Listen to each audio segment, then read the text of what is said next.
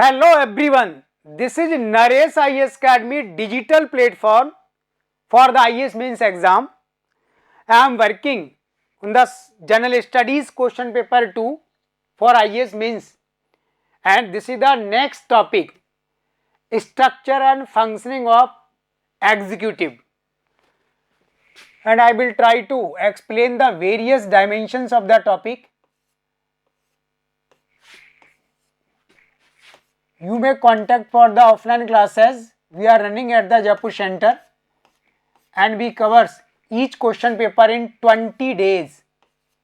So you may contact for this, and you may also contact for our answer writing session.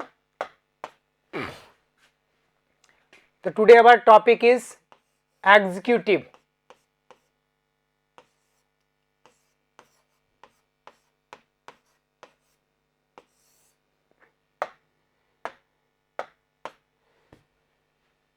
We can analyze the topic under the three categories.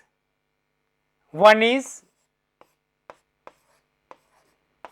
structure of executive. Second is the status, in which I will discuss the constitutional status and the legal or statutory status. Or the last dimension is parliamentary control.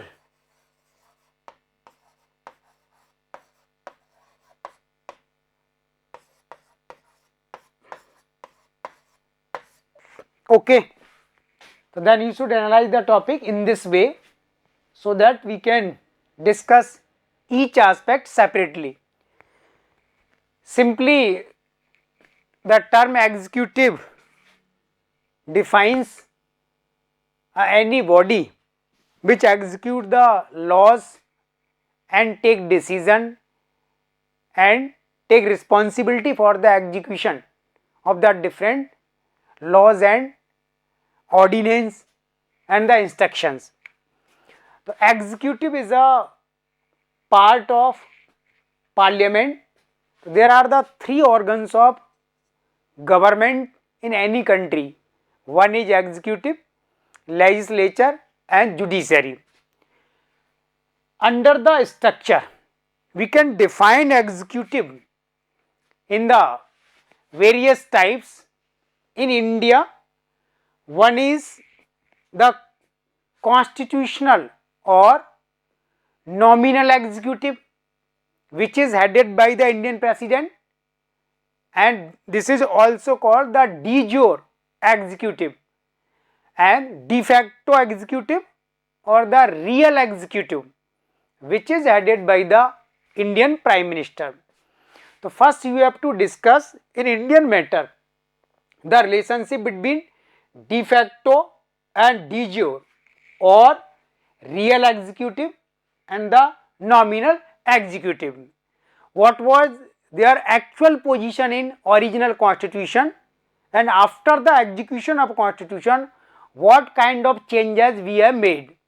Second, the executive also defined as the union executive, in which the union government govern over the country, and the state executive, in which the state government govern over a states or specific territory. And how the union executive or state executive are related?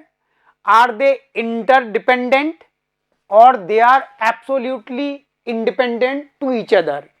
And in the Indian circumstances or the various features of Indian constitution provides some federal features.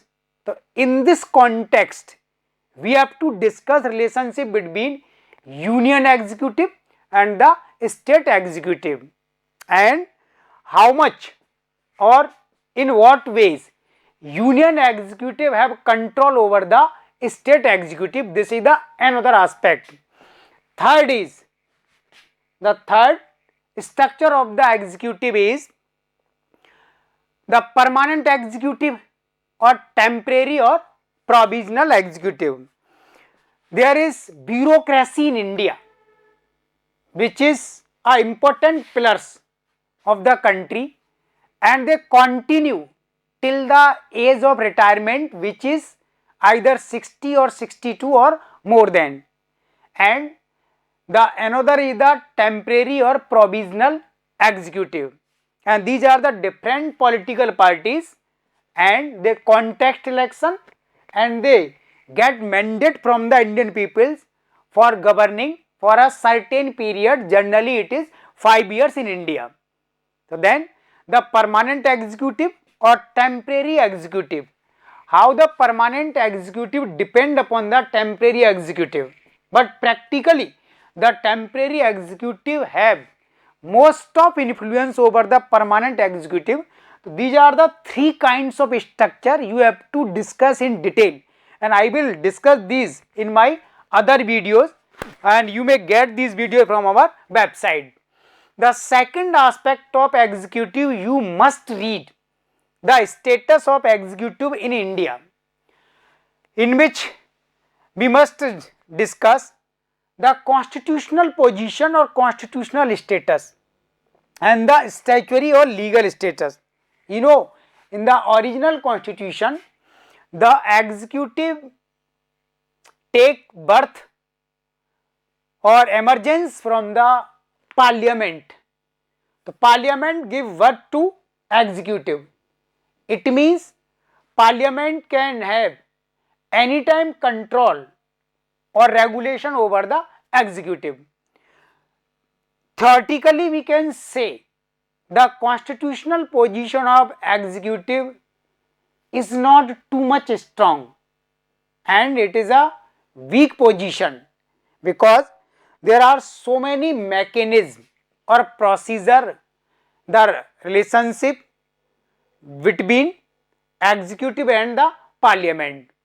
But practically, being a weak position in original constitution, from the first Prime Minister Jawaharlal Nehru to Indira Gandhi, Rajiv Gandhi and Narendra Modi ji, the various Prime Minister have proved their efficiency and their talent, and they have undermined the position of parliament in India, and they have done whatever they decided. So there are two aspects of constitutional status, the theoretical or practical aspect, and what kind of challenge now we are facing if the practically executive is undermining or neglecting the authority of parliament. And the second status is the statutory or legal status of executive, in which we have to discuss. Before the 2003 or 91st Amendment Act, there was no control over the size of Council of Ministers. Prime Minister of India can maintain a large Council of Ministers or cabinet, but by the 2003 91st Amendment, the size of Council of Ministers have fixed, and it may be only 15% of total strength of Lok Sabha. So here the two question rises. The large size of Council of Ministers is more efficient because it divides or allocate the power and function to the different ministries or department, and it is too easy to take decision by the different ministries. And in case of the small size of Council of Minister is negatively affect the functioning or efficacy of Council of Minister or governance. Definitely you have to study the relationship, the large size and the direct relations of its functioning, or the small size inverse relationship of the functioning of executive.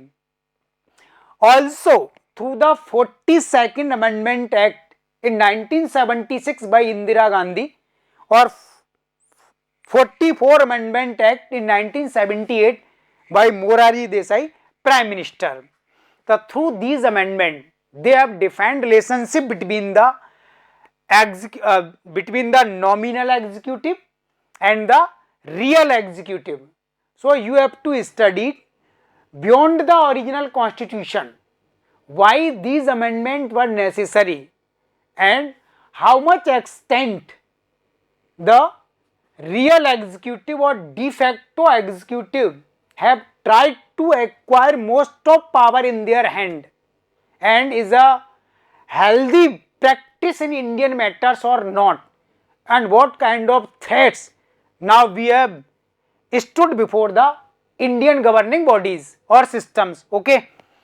For example, I want to say, if the de facto executive have centered most of power in their hand, definitely it is not a good for the country, because through these power they can mold the central agencies to fulfill their agendas, and they can make illegal pressure over the other agencies or the state government, and it is resulting in the most of implication of president rule in the states under the article 356. And last is the parliamentary control over the executive. In what extent Parliament is able to make executive accountable to the Parliament or the Indian peoples. So definitely when we are saying executive originates within the Parliament, it means executive is bound to act or functioning in the proper direction of Parliament only. But practically it is not seen in Indian matters, and the Parliament have three kinds of important mechanism for controlling the executive.